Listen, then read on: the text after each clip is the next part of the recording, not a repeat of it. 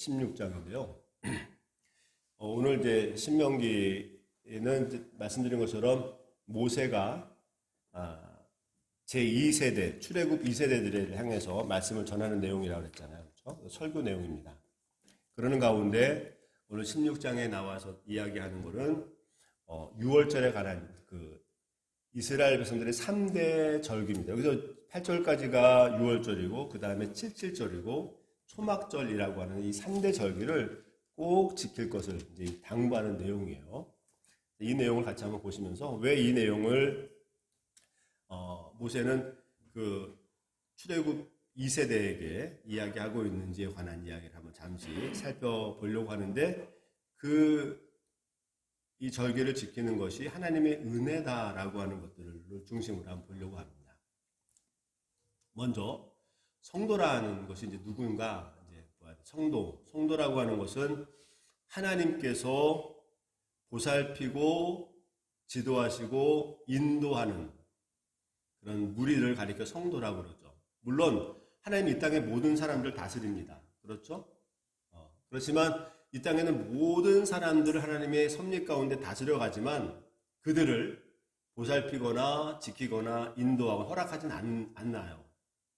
그렇죠? 우리가 어떻게 알 수 있냐면 바로를 알 수 있죠. 바로. 출애굽할 때 바로와의 마음을 하나님이 주관하셔가지고 그를 사용하십니다. 그렇지만 하나님은 그를 지키거나 인도하진 않았어요.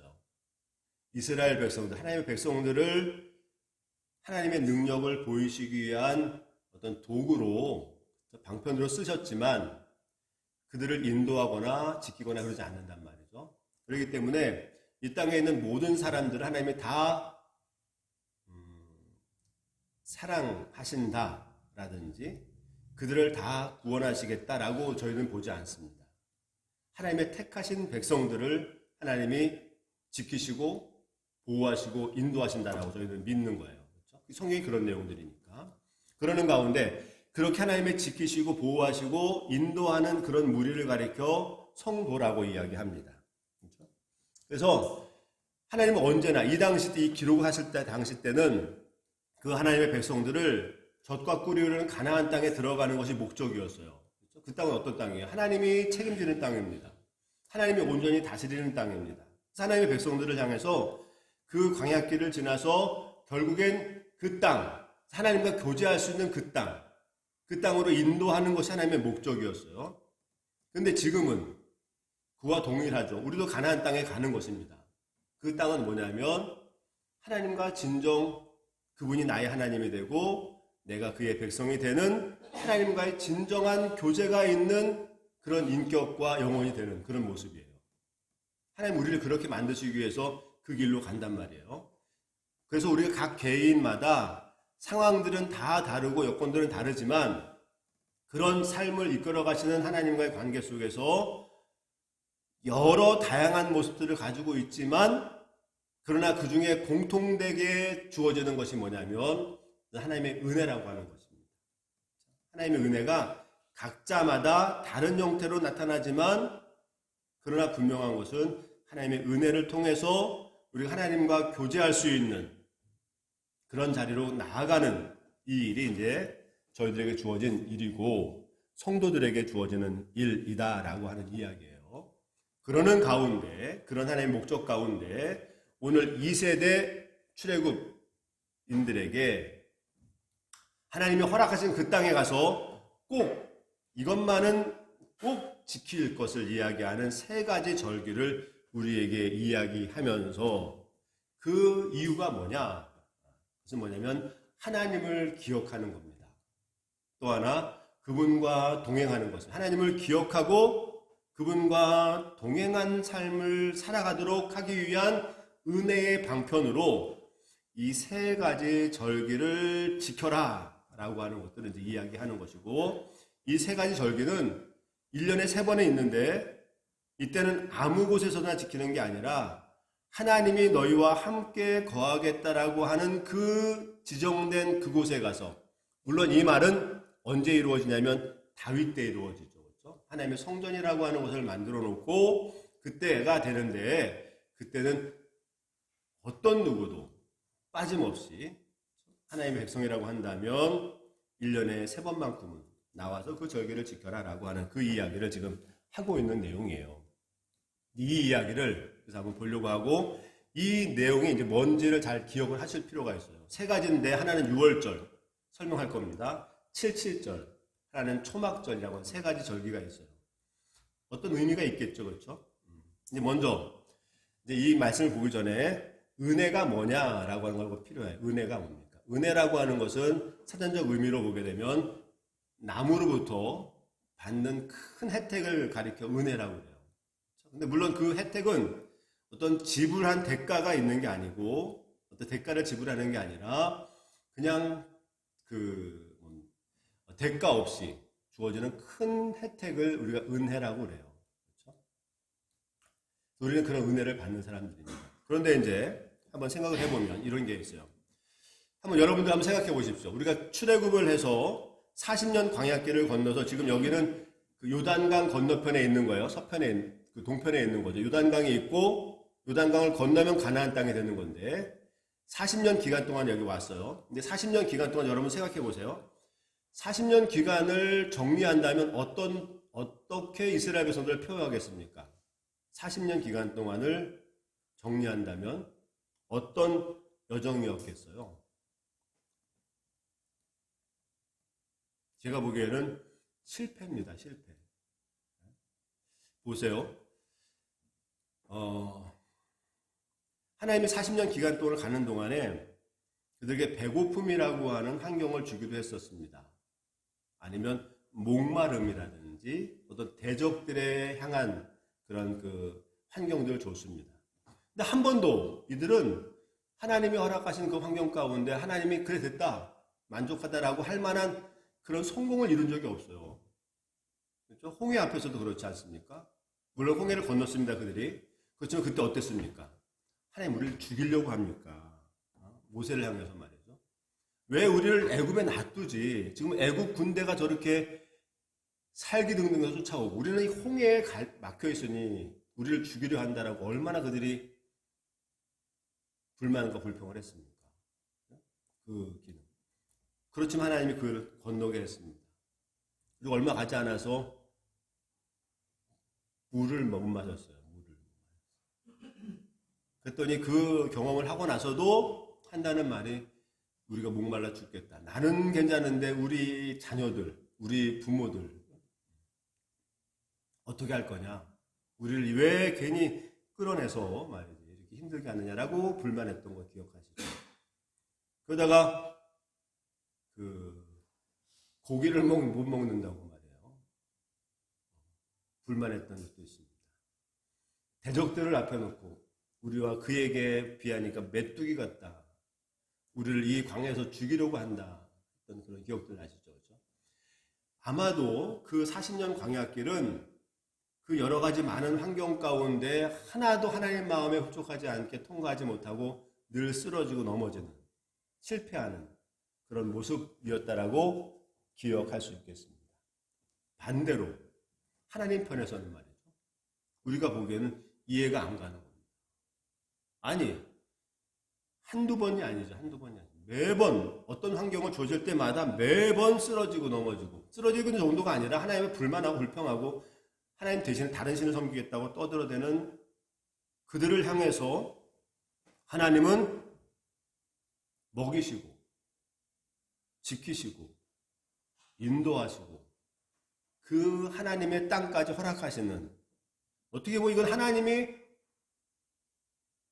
편애죠. 편애사예요. 편애사.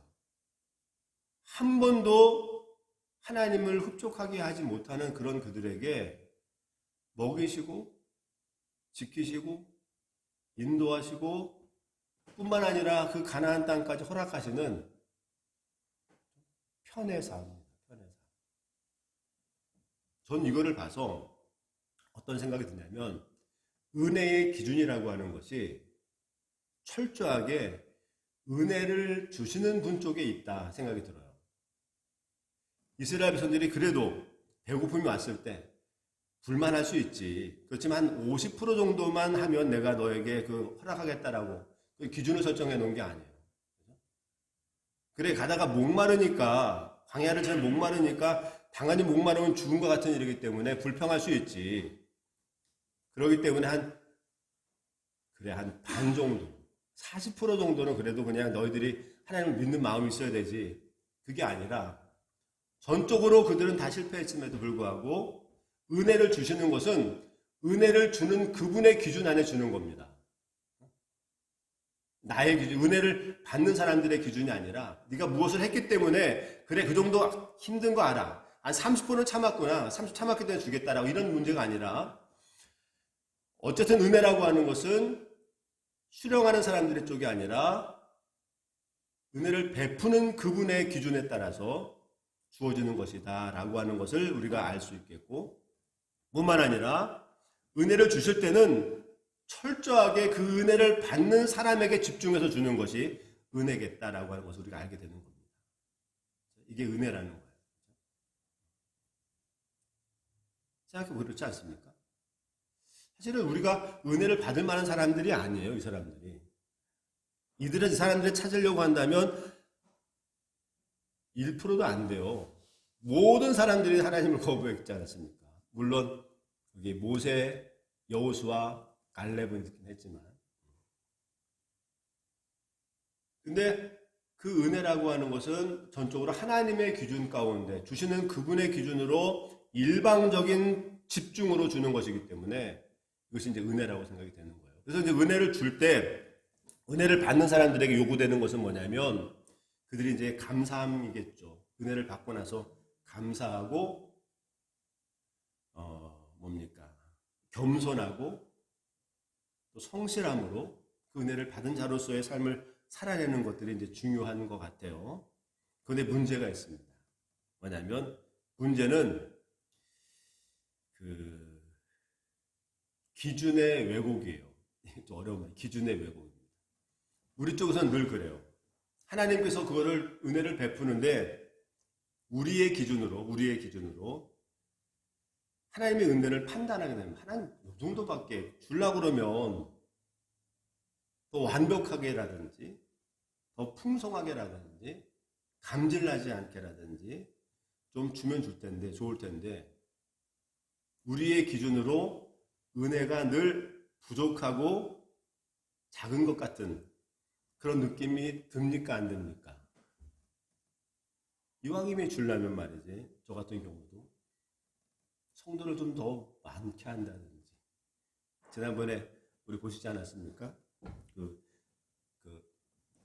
대록교회 가서 정기노회 할 때 말이죠. 그 단독 건물을 준다든지, 성도를 좀 준다든지. 그렇지, 은혜를 줄 것 같으면 말이죠. 그런 기분이 든단 말이에요. 은혜의 기준은 하나님 편에 있고, 하나님이 일방적으로 그에게 집중해서 주는 은혜인데도 불구하고 우리의 어줍지 않은 그런 판단으로 그 기준으로 하나님이 나에게 이 정도만 줍니까? 라고 이야기하는 경우들이 이제 생겨서 그게 이제 문제라고 하는 겁니다. 근데 사도는 고린도후서 12장을 보게 되면 이렇게 이야기하고 있어요. 나에게 이르시기를 내 은혜가 내게 족하다. 이는 내 능력이 약한 데서 온전하여짐이니라 하신지라. 그러므로 도리어 크게 기뻐함으로 나의 여러 약한 것들에 대하여 자랑하니 이는 그리스도의 능력이 내게 머물게 하려 한다. 그렇죠? 사실은 우리 하나님의 은혜는 우리에게 철저하게 집중되어져 있고 하나님의 기준 가운데 주어지는 은혜입니다. 하나님이 더 크신 분이고 능력이 많으신 분이고 더 지혜로운 분이기 때문에 우리의 기준에 맞게가 아니라 하나님의 기준에 맞게 그걸 줌에도 불구하고 어줍지 않은 나의 판단력으로 그 은혜가 부족하다라고 이야기할 때가 있다고. 근데 사도는 분명히 그 은혜가 족한 것이고 우리의 약함이라고 하는 것이 하나님의 은혜를 구하게 되는 것이기 때문에 거기에 하나님의 능력이 나타난다라고 표현하는 그 말과 같이 그런 은혜를 우리가 믿어야 된다라고 하는 것입니다. 그래서 우리는 언제나 나를 향한 하나님에 대한 은혜를 어떻게 고백하고 있는가라고 하는 게 중요해요. 하나님이 나를 향한 은혜가 어떤 것인가? 저들과 비교해서 왜 하나님 나 저들처럼 주지 않습니까? 라고 할 게 아니라 하나님의 기준 가운데 일방적으로 주시는 하나님의 은혜가 내게 족하다라고 느끼는 것들이 이제 매우 중요한 것이고, 그런 은혜 가운데 우리가 말씀을 통해서 주님의 아래, 말씀이라고 하는 건 주님의 아래 살아가는 성도들에게는 삶의 방향성들을 제시하는 겁니다. 그래서 우리가 그런 은혜 가운데 있을 때 주님의 말씀에 집중해서 하나님의 은혜가 무엇인지, 하나님이 내게 뭘 원하시는지를 가지고 살아가게 되면 우리의 삶의 방향을 이제 알게 되는 것이다 라고 하는 사실이에요. 그런 차원에서 오늘 이 세 가지 절기도 주님의 은혜 가운데 주어진 것이다 라고 하는 것을 이제 설명하려고 하는 겁니다. 먼저 유월절이라고 하는 것입니다. 이 유월절은 어떤 건지 아시죠? 우리가 출애굽할 때 출애굽기 12장에 보게 되면 하나님께서 마지막 재앙을 그들에게 내리실 때 그렇게 이야기합니다. 어린 양, 1년 된 어린 양을 잡아가지고 그 문설주에 바를 것을 이야기를 해요. 그렇죠? 거기 한번 보시겠습니다. 출애굽기 12장 한번 보시겠습니다. 네, 출애굽기 12장 처음에 보면 그렇게 기록이 되어져 있습니다. 1절. 여호와께서 애굽 땅에서 모세와 아론에게 일러 말씀하시되 이달에 너희에게 달이 시작 곧 해의 첫 달이 되게 하라. 이렇게. 이 달이 뭐냐면 아비벌이라고 하는 달인데 이 달을 너희에게 달의 시작 곧 해의 첫 달. 그래서 유대인들은 이 날이 새해입니다. 새해. 그렇죠? 새해야. 왜냐하니까 3절 보면 너희는 이스라엘 온 회중에게 말하여 이르기를 이 달 열흘에 10일에 너희 각자에게 어린 양을 취할지니 각 가족대로 그 식구를 위하여 어린 양을 취하되 그 어린 양에 대하여 식구가 너무 적으면 그 집의 이웃과 함께 사람 수를 따라 하나를 취하며 각 사람의 먹을 수 있는 분량을 따라서 너희 어린 양을 계산할 것이며 너희 어린 양을 흠없고 1년 된 숫것으로 하되 양이나 염소 중에서 취하고 이 달 열 나흘까지 간직하였다가 해가 질 때 이스라엘 회중에서 그 양을 잡아라. 그래서 문설주를 봐라. 그래서 지금 10일에 그 달 10일에 그날 걸 잡고 사흘간 간직하고 있다가 14일째 저녁에 그것을 발라서 죽음을 면하라라고 이렇게 이야기한단 말이에요. 그래서 14절 보면 이는 너희는 이 날을 기념하여 여호와의 절기로 삼아 영원한 규례대로 대대로 지켜라 라고 하는 표현이 이제 12장에 나와 있는 그 이야기대로 그들은 14일 저녁에 새해가 시작되는 첫 달이라고 시작하는 아비벌이라고 하는 그게 이제 우리나라 말 그 양력으로는 3, 4월쯤 된다는 데거든요. 그렇죠? 그날 14일에 6월절을 이제 정하게 되는 겁니다. 그렇죠? 그래서 그날은 지키게 돼요. 근데 이제 6월절을 그날 저녁에 지키고 6월절과 함께 일주일을 그 누룩이 안 들어간 무교적 빵을 먹는 시기예요. 그때가. 왜냐하면 그때가 아시지만 우리가 바르고 나서 장자가 다 죽잖아요. 그래서 급하게 그들이 이제 나오게 됩니다. 그래서 그 날은 그 이후로 그 일주일 동안은 우리가 맛있게 양념을 해서 먹는다 이런 게 아니라 급하게 하나님의 말씀이 다 나오는 그 날을 기억하기 위해서 일주일간은 무교가 누룩이 들어가지 않은 그 빵을 먹는 거예요. 그래서 무교절이에요. 그래서 무교절이에요. 6월절과 무교절은 같은 주간이에요. 그래서 그날을 생각하면서 그날을 꼭 기억해라 라고 이야기를 하는 겁니다. 어떤 의미겠습니까? 죽음으로부터 생명을 구하는 날이겠죠. 그렇죠? 종의 모습으로부터 해방된 자유의 날이겠죠. 우리도 죄로부터 하나님의 백성이 된 날을 말하는 것이고요. 우리가 억압되었던 죄의 사슬에 매였던 저희들이 자유를 얻게 된 그 날을 기념하기 위해서 그 날을 지켜라라고 이렇게 이야기하는 겁니다. 그래서 그 이후로 계속해서 이제 6월절을 지키게 되는 것입니다. 그런 의미 가운데 아시겠죠? 그 다음에 9절부터 나오게 되면 77절이라고 하는 게 있습니다. 9절 이렇게 우리 16장 9절 본문에 와서 7주를 셀지니 곡식의 낫을 되는 첫날부터 7주를 세어라. 이렇게 그래서 이제 이때가 칠칠절이라고 하는 이 날이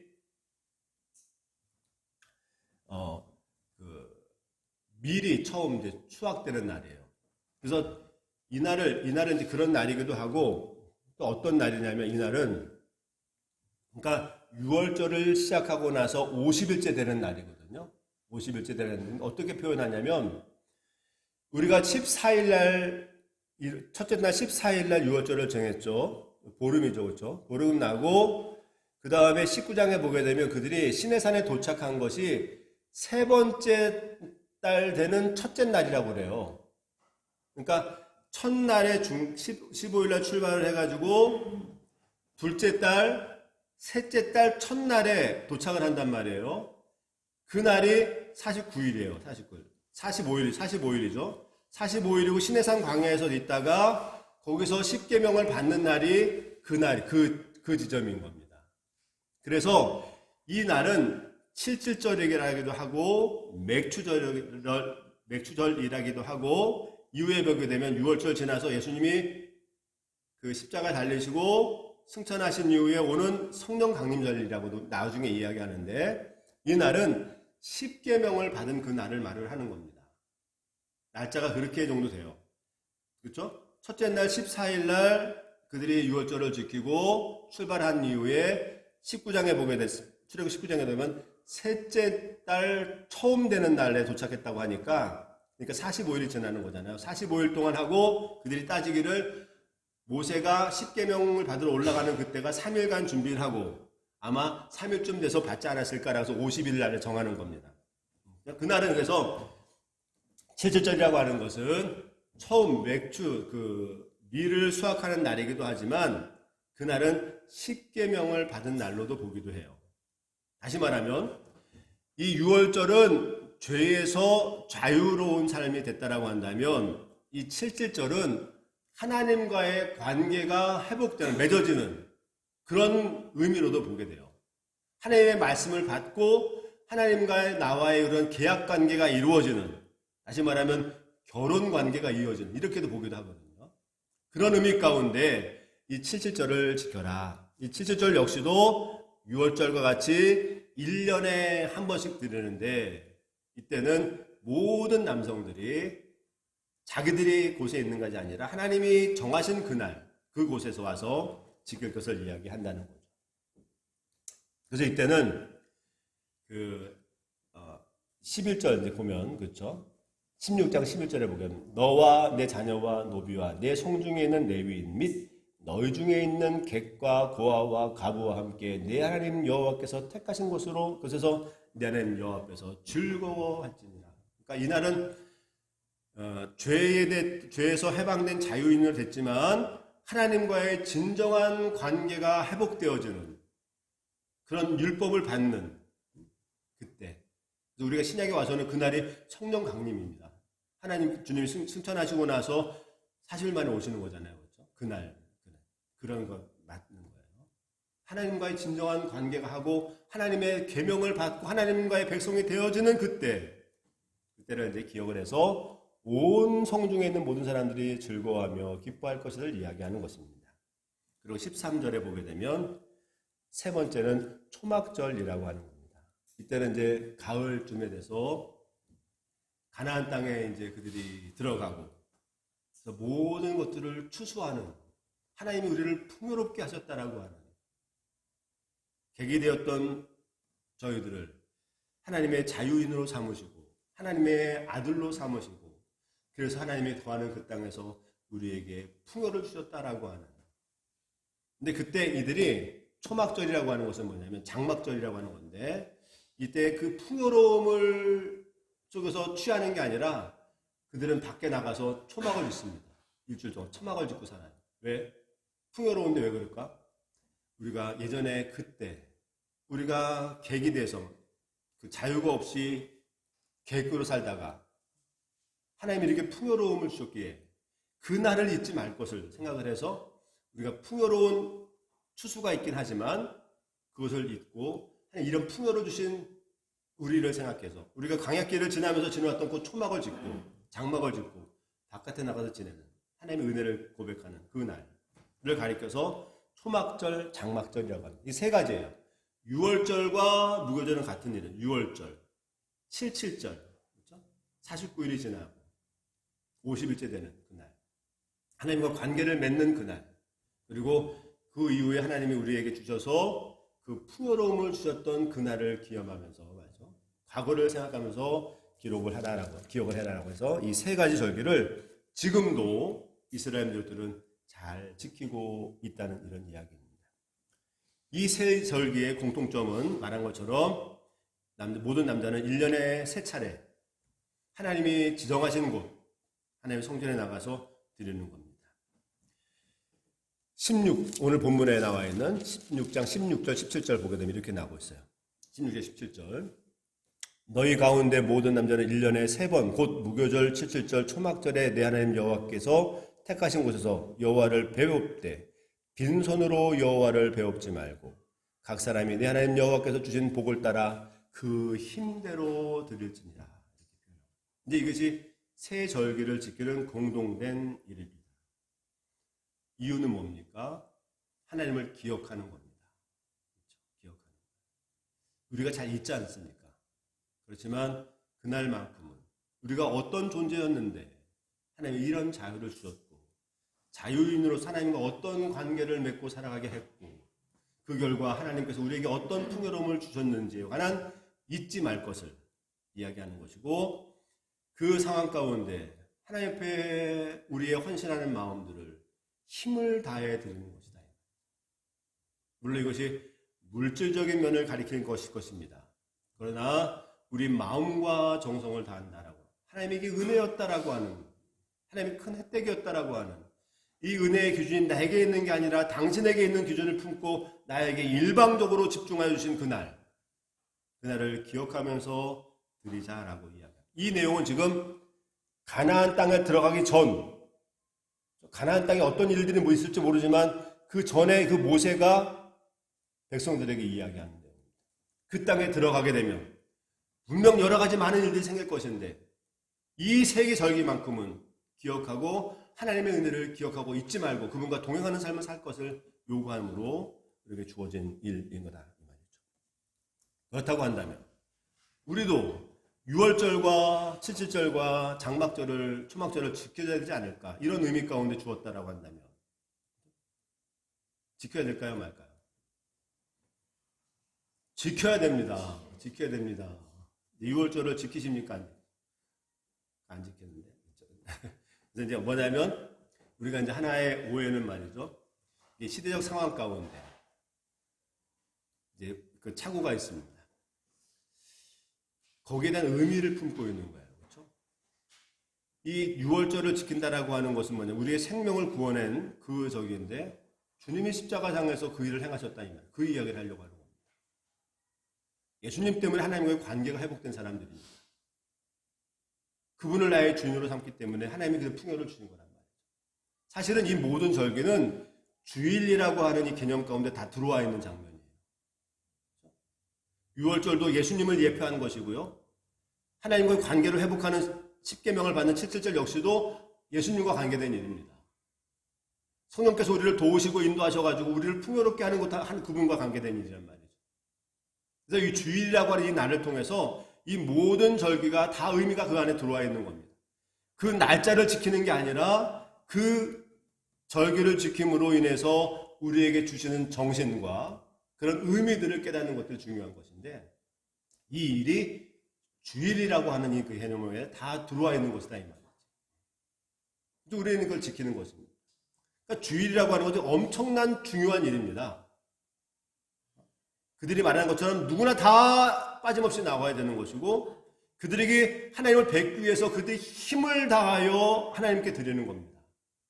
그러니까 주일날 나온다라고 하는 것은 단순히 주일 예배를 드리는 게 아니라 우리 마음과 주님이 나에게 베푸셨던 그 은혜를 기억하면서 내가 당신과 동행하겠다라고 하는 신앙적 고백 가운데 집중하여 그분께 드리는 그 예배가 주일 예배가 된다. 이제 이게 우리에게 주어진 일이에요. 놀라운 것은 어쨌든 이 사건이 이 모세가 가나안 땅에 들어가기 전 그들에게 요구하는 이 절기라는 거예요. 분명한 걸 잊지 말 것은 기억하라는 거지. 기억하라는 거지. 우리 지난주에 본 것처럼 이런 은혜를 받은 사람들에게 요구되는 요구가 있습니다. 하나님의 요구가 있어요.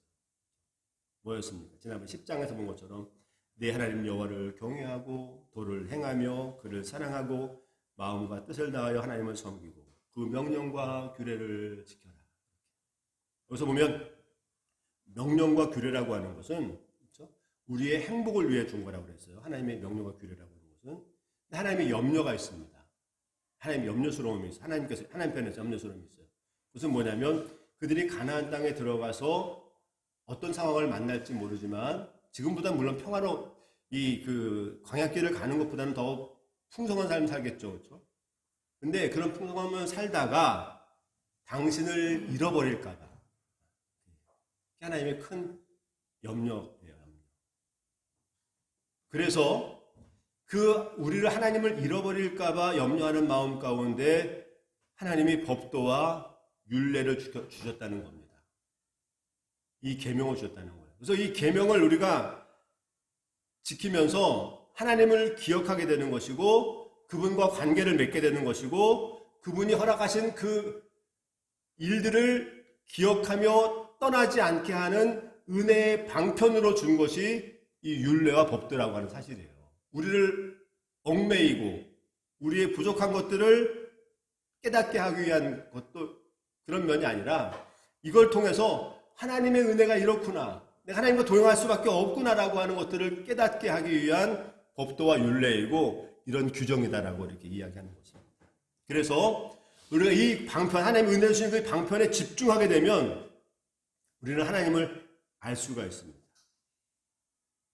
하나님 앞에서 나의 존재를 발견하게 되는 것입니다. 주일이라고 하는 그런 개념이에요. 이 날이 죄로 죽었던 나를 자유인으로 삼으시고 자유롭게 살던 나를 하나님의 선민으로 관계를 맺으시고 하나님의 선민된 나를 이렇게 풍요롭게 하시겠다라고 하는 그 과정을 주일날 의식하며 나와 하나님 앞에 집중하며 들을 때 내가 하나님을 알게 되고 하나님 앞에서 내 존재를 깨닫게 되는 그런 일이 오늘 이 절기를 통해서 모세는 그 백성들에게 지금 이야기하려고 하는 것입니다. 결론을 내면 이렇습니다. 성도라고 하는 것은 부인할 수 없는 하나님의 은혜 가운데 살아가는 백성들이다라고 하는 겁니다. 오늘 우리의 삶이 어떤 모습이든지 어떤 상황이든지 우리는 하나님 앞에 부인할 수 없는 은혜의 존재입니다. 지금 여기가 아니라 하나님과 완전한 교제, 완벽한 신뢰관계가 회복되기 위해서 우리의 인격과 우리의 영혼을 만들어가는 은혜 가운데 있다라고 하는 사실입니다. 그래서 우리가 하나님의 은혜 가운데 있는 자들로서 우리가 오해하지 말고 하나님 왜 나에게 이런 기준을 주십니까? 좀 더 그렇게 하지 말고 우리의 어설픈 어줍지 않은 기대로 하나님의 은혜를 평가하지 말고 하나님의 은혜를 기대하면서 가는 그 일이 중요할 것이고 그런 하나님의 은혜의 방편 안에 내가 은혜의 방편을 내게 주셨기에 하나님의 요구에 집중하면서 말한 것처럼 겸손하게 감사하면서 성실함으로 하나님을 섬기는 삶을 살아가는 것이 우리 그리스도인들, 하나님의 성민된 선택된 백성의 삶의 모습일 것이다 라고 하는 것입니다. 오늘 노 사도는, 노 선지자는, 모세는 지금 당신은 그 가나안 땅에 들어가지 못하지만 그 가나안 땅에 들어가 하나님의 진정한 교제를 누릴 그 백성들을 향해서 이런 세 가지 절기만큼 너희들이 마음에 기억하여 하나님과 동행하는 삶을 살아내라 라고 요구하면서 우리에게 주시는 말씀이 오늘 이 세 가지 절기라고 생각이 됩니다. 그리고 오늘 우리 이 시대에 살아가는 저희들에게는 이 거룩한 주일이라고 하는 이 날인 것입니다. 우리의 삶은 주일에 집중하며 살아가는 겁니다. 하나님 나를 어떻게 이 자리에 오게 했는지, 나를 어떻게 풍요롭게 하셨는지, 나로 하여금 어떤 하나님과의 관계를 맺게 하셨는지에 대한 기억, 그것을 잊지 않고 내가 힘을 다하여 하나님 앞에 감사하며 찬송하는 이런 은혜가 주일 가운데 있어야 될 거라고 생각이 됩니다. 우리 평화로운 교회 믿음의 식구들은 이 거룩한 주일 잘 기억하셔서 하나님 보시기 아름다운 삶을 살아드리고 또 주님이 기대하시는 삶을 살아서 하나님과의 진정한 교제, 하나님의 진정한 백성으로서의 삶을 아름답게 살아가는 저와 여러분들의 모습이 되기를 주의 이름으로 축원합니다. 기도하시겠습니다.